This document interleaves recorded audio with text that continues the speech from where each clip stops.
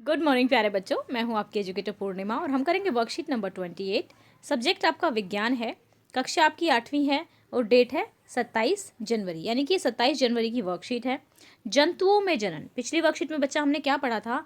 हमने जो नर जनन तंत्र थे, ठीक है, नर के जो जनन करने के अंग थे उनके बारे में हमने जाना था। इस वीडियो में हम जो है मादा जनन तंत्र के अंग जानेंगे, क्योंकि हमें मालूम है कि जो लैंगिक जनन होता है उसमें एक मेल और एक फीमेल, यानी कि एक नर और एक मादा, दोनों की ज़रूरत पड़ती है। तो जो नर के भाग थे वो हमने जान लिए थे। मानव नर और मादा दोनों में अलग अलग क्या होते हैं? अंग होते हैं, जनन अंग होते हैं।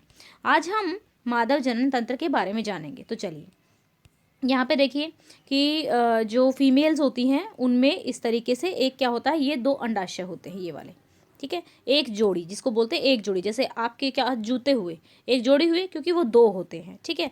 और भी बहुत सारी चीज़ें। तो यहाँ पे देखो, ये हमारा एक जोड़ी अंडाशय होते हैं। तो इनमें क्या होता है? एग बनता है, एग बनता है, या फिर जो कहते हैं अंडाणु बनता है। वो फिर क्या होता है यहाँ से वो फेलोपियन ट्यूब में जाता है। तो आगे समझेंगे। ये आपको पिक्चर बनाना है क्वेश्चन नंबर 1 में, ये वाला डायग्राम आपको बना देना है। तो अब मादा जनन तंत्र के अंगों के नाम, ठीक है। एक जोड़ी अंडाशय, एक जोड़ी अंडाशय समझ में आया? कौन सा? एक ये और एक ये, ठीक है। अंडवाहिनी या डिंबवाहिनी, ठीक है, जो ये रही हमारी, ठीक है। ये गर्भाशय, ये वाला गर्भाशय हो गया, ठीक है। तो मादा जनन अंगों के कार्य क्या होते हैं, यानी कि कौन से, जैसे जो अंडाशय है उसमें क्या होता है? यह मादा युग्मक उत्पन्न करता है, यानी कि ये एग एक तरह से बनाता है, जिसमें जिसे अंडाणु कहते हैं, ठीक है। ये अंडाणु बनाता है, यानी कि या तो इसमें होगा या इसमें होगा, एक में होता है, किसी एक में। अंडाणु भी शुक्राणु की तरह एकल कोशिका की तरह होते हैं, ठीक है। जैसे शुक्राणु थे, शुक्राणु को इंग्लिश में स्पर्म बोलते हैं, ठीक है। जो शुक्राणु था वो एकल कोशिका होते हैं, तो अंडाणु भी एकल कोशिका होते हैं।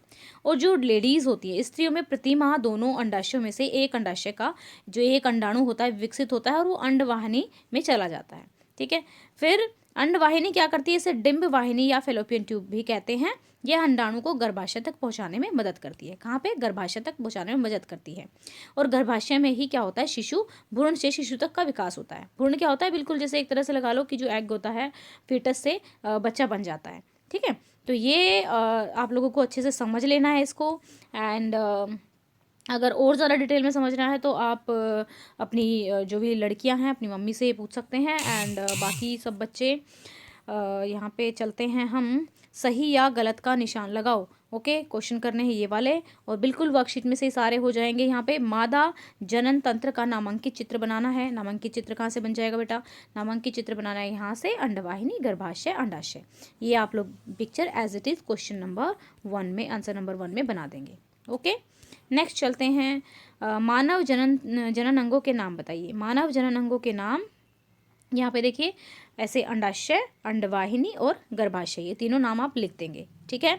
अब इसमें मुश्किल वर्ड क्या है? कई बार हम गर्भाशय को लिखने में गलती करते हैं, तो आप लोगों को ये 2 बार लिख के देख लेना है, ठीक है, ताकि आप इसको गलत ना लिखो।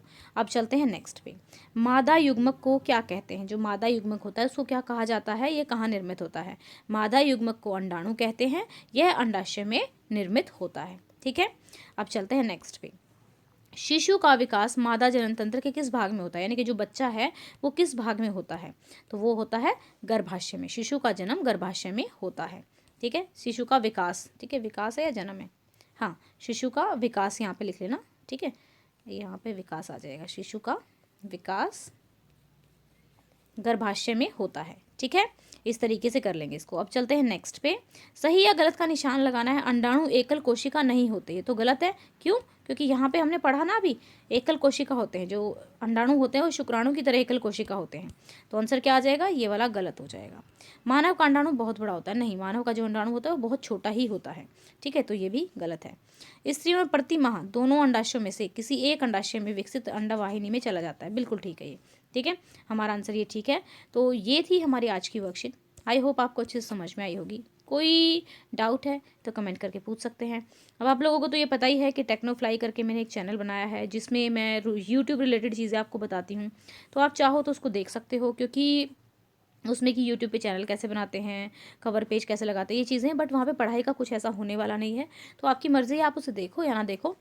बट हाँ, इस पे इसी चैनल पे हमारा पढ़ाई का हमेशा चलता रहेगा, तो वीडियोज़ को लाइक कीजिएगा क्योंकि मुझे अच्छा लगता है, और चैनल को सब्सक्राइब कीजिएगा। Thank you, have a nice day, may God bless you.